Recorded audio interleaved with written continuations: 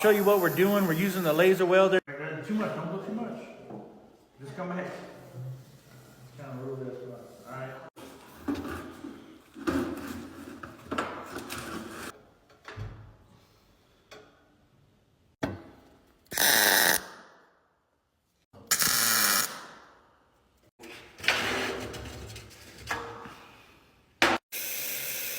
Well, you can just get the right speed, huh?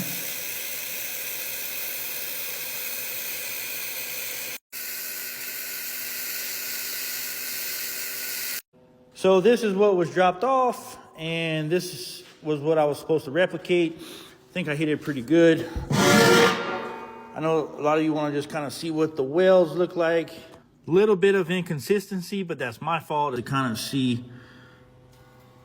There's penetration here. It's gonna be a solid piece.